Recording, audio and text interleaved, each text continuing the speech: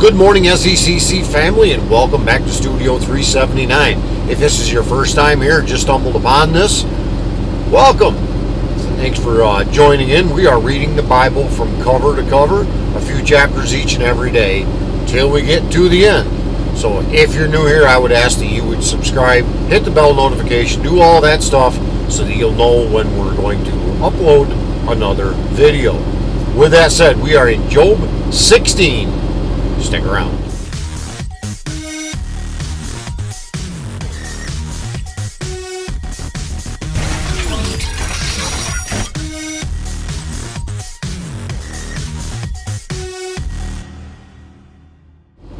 Chapter 16. Then Job answered and said, I have heard many such things. Miserable comforters are you all. Shall windy words have an end? Or what provokes you that you answer? I also could speak as you do. If you were in my place, I could join words together against you and shake my head at you. I could strengthen you with my mouth, and the solace of my lips would assuage your pain. If I speak, my pain is not assuaged. If I forbear, how much of it leaves me? Surely now God has worn me out. He has made desolate all my company, and he has shriveled me up, which is a witness against me, and my leanness is risen up against me. It testifies to my face. He has torn me in his wrath and hated me. He has gnashed his teeth at me. My adversary sharpens his eyes against me. Men have gaped at me with their mouth. They have struck me insolently on the cheek. They mass themselves together against me. God gives me up to the ungodly and casts me into the hands of the wicked. I was at ease, and he broke me apart. He seized me by the neck and dashed me to pieces. He set me up as his target. His archers surrounded me. He slashes open my kidneys and does not spare. He pours out my gall on the ground. He breaks me with breach upon breach. He runs upon me like a warrior. I have sewed sackcloth upon my skin and have laid my strength in the dust. My face is red with weeping, and on my eyelids is deep darkness. Although there is no violence in my hands, and my prayer is pure. O earth, cover not my blood, and let my cry find no resting place. Even now, behold, my witness is in heaven, and he who testifies for me is on high. My friends scorn me. My eye pours out tears to God, that he would argue the case of a man with God, as a son of man does with his neighbor. For when a few years have come, I shall go the way from which I shall not return. Chapter 17. My spirit is broken, my days are extinct. The graveyard is ready for me. Surely there are mockers about me, and my eye dwells on their provocation. Lay down a pledge for me with you. Who is there who will put up security for me? Since you have closed their hearts to understanding, therefore you will not let them triumph. He who informs against his friends to get a share of their property, the eyelids of his children will fail. He has made me a byword of the peoples, and I am one before whom men spit. My eye has grown dim from vexation, and all my members are like a shadow. The upright are appalled at this, and the innocent stirs himself up against the godless. Yet the righteous holds to his way, and he who has clean hands grows stronger and stronger. But you, come on again, all of you, and I shall not find a wise man among you. My days are past. My plans are broken off. The desires of my heart, they make night into day. The light, they say, is near to the darkness. If I hope for Sheol as my house, if I make my bed in darkness, if I say to the pit, you are my father, and to the worm, my mother, or my sister, where then is my hope? Who will see my hope? Will it go down to the bars of Sheol? Shall we descend together into the dust? Chapter 18.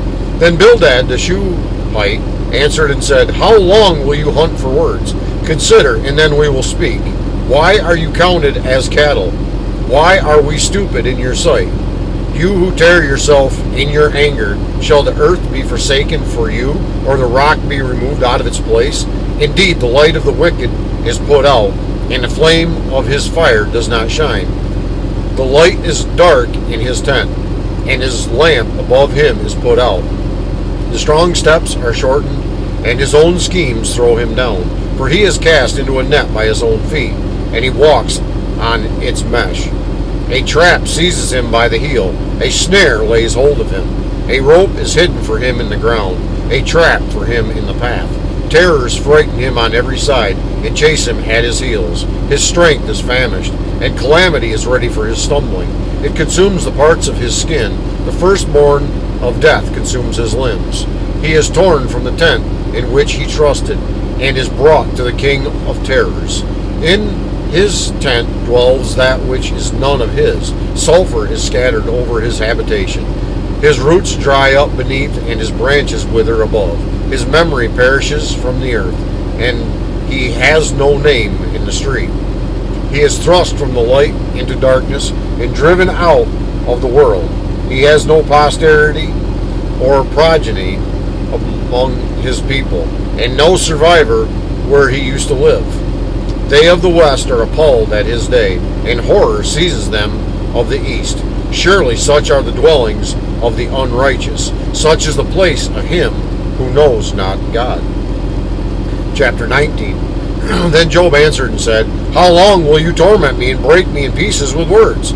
These 10 times you have cast reproach on me. Are you not ashamed to wrong me? And even if it be true that I have erred, my error remains within myself.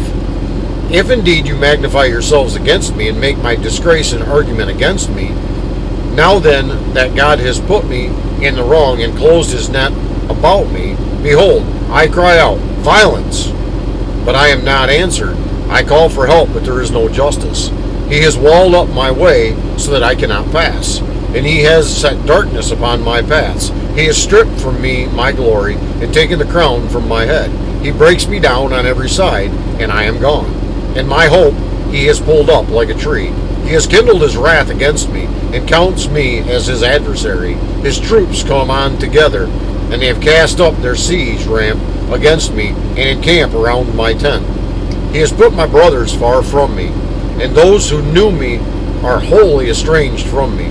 My relatives have failed me. My close friends have forgotten me. The guests in my house and my maidservants count me as a stranger. I have become a foreigner in their eyes.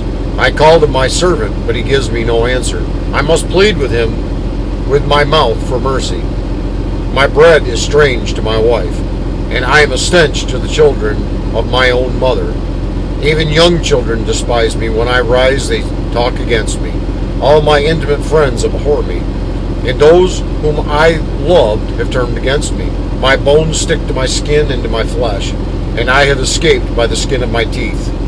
Have mercy on me, have mercy on me, O you, my friends, for the hand of God has touched me. Why do you, like God, pursue me? Why are you not satisfied with my flesh? Oh, that my words were written. Oh, that they were inscribed in a book. Oh, that with an iron pen and lead they were engraved in the rock forever. For I know that my Redeemer lives, and at the last he will stand upon the earth. And after my skin has been thus destroyed, yet in my flesh I shall see God, whom I shall see for myself, and my eyes shall behold, and not another. My heart faints within me. If you say, How we will pursue him, and the root of the matter is found in him, be afraid of the sword, for wrath brings the punishment of the sword, that you may know there is a judgment. Chapter 20. Then Zophar the Naamathite answered and said, Therefore my thoughts answer me, because of my haste within me. I hear censure that insults me, and out of my understanding a spirit answers me. Do you not know this from the old, since man was placed on earth, that the exalting of the wicked is short, and the joy of the godless but for a moment? Though his height mount up to the heavens, and his head reach to the clouds, he will perish forever like his own dung. Those who have seen him will say, Where is he? He will fly away like a dream and not be found. He will be chased away like a vision in the night. The eye that saw him will see him no more, nor will his place any more behold him. His children will seek the favor of the poor, and his hands will give back his wealth. His bones are full of his youthful vigor, but it will lie down with him in the dust. Though evil is sweet in his mouth, though he hides it under his tongue, though he is a loath to let it go, and holds it in his mouth, yet his food is turned in his stomach. It is the venom of cobras within him. He swallows down riches and vomits them up again. God casts them out of his belly. He will suck the poison of cobras. The tongue of a viper will kill him, and he will not look upon the rivers. The streams flowing with honey and curds. He will give back the fruit of his toil, and will not swallow it down. From the profit of his trading, he will get no enjoyment. For he has crushed and abandoned the poor. He has seized a house that he did not build, because he knew no contentment in his belly. He will not let anything in which he delights escape him. There was nothing left after he had eaten. Therefore, his prosperity will not endure. In the faithfulness of his sufficiency, he will be in distress. The hand of everyone in misery will come against him to fill his belly to the full. God will send his burning anger against him and rain it upon him into his body. He will flee from an iron weapon. A bronze arrow will strike him through.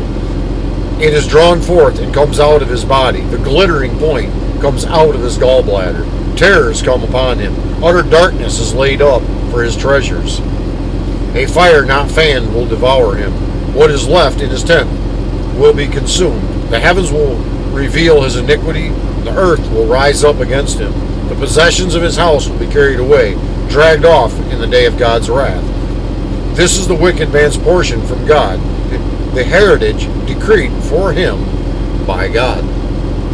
It's going to wrap up our reading today in Job chapter 16 through 20. Lord willing, we will be right back here again next time as we go a little bit farther into God's holy word. So until we meet again in the next video, I would ask that the Lord would richly bless you. Yes, you. Have a great and godly day, and I'll see you next time.